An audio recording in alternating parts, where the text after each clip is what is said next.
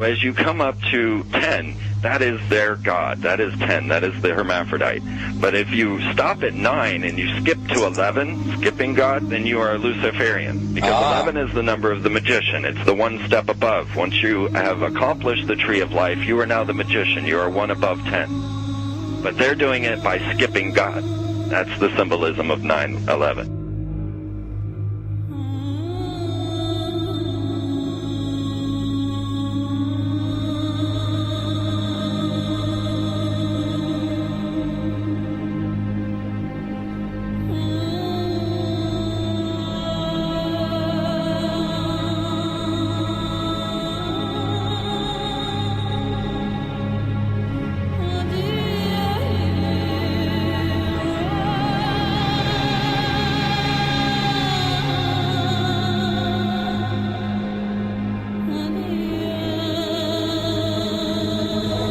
It is a big idea, a new world order.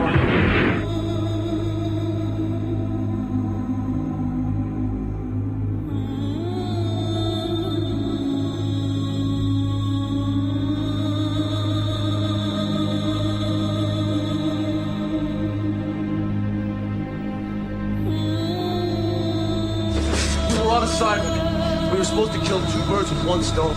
In Fight Club, Project Mayhem destroys a giant bronze spherical sculpture.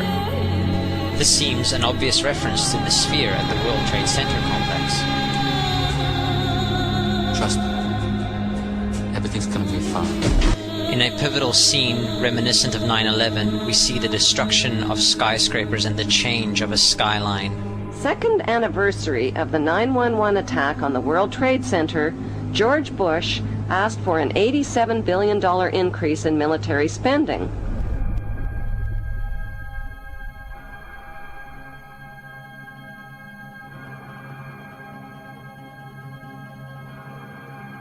In 1904, Crowley would receive the Book of the Law soon after meditating in the King's Chamber of the Great Pyramid.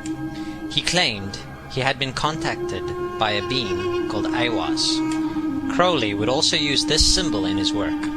Some of its meanings are said to include a reference to the number 77 in Hebrew and a connection to the god Pan. Crowley made this drawing of a non-human intelligence he saw during a ritual.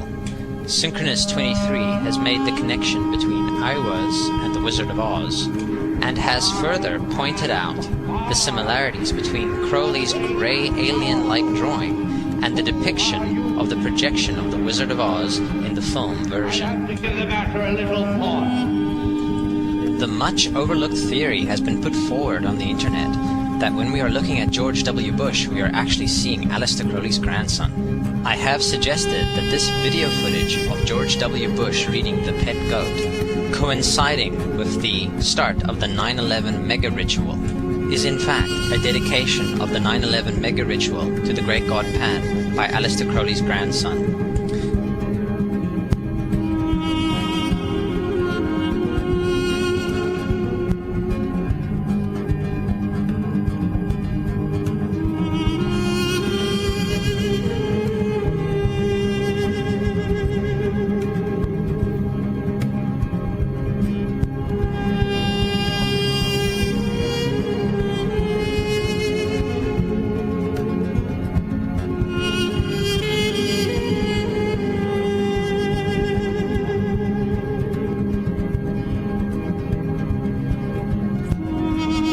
Things get a little weird.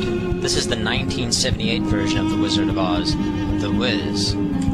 Again we see the Emerald City connected to New York. On arriving at the end of the Yellow Brick Road, Dorothy and her companions go through the circular portal. Through the door we see 3 pyramids. Behind the pyramid shape, in between the pyramid pillars of the World Trade Center, we see the sphere, the representation of the Kaaba.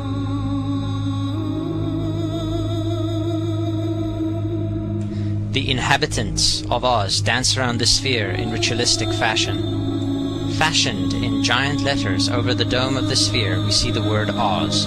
Oz, symbols of Pan and Aiwass, seen smack at the heart where the new Aeon was ushered in. and where the Stargate was opened.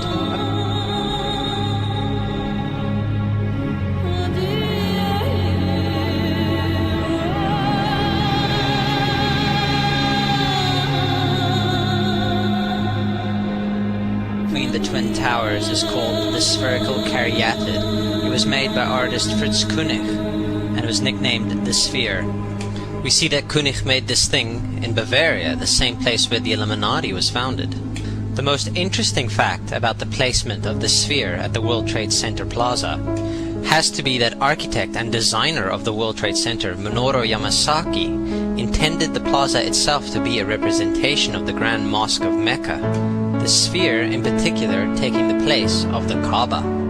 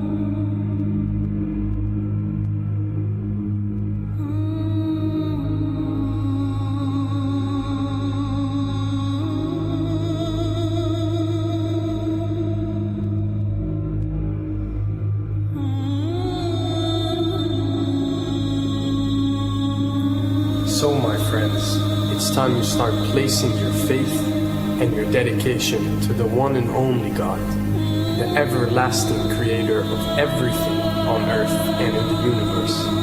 He is greater than anything our minds can comprehend. Do you know how many times Muslims are required to circle the Kaaba when they visit it? 7 times, each counterclockwise. Would you like to know why?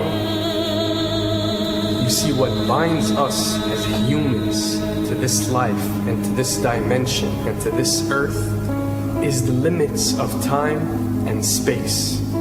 We are bound to this dimension and this reality through time and space.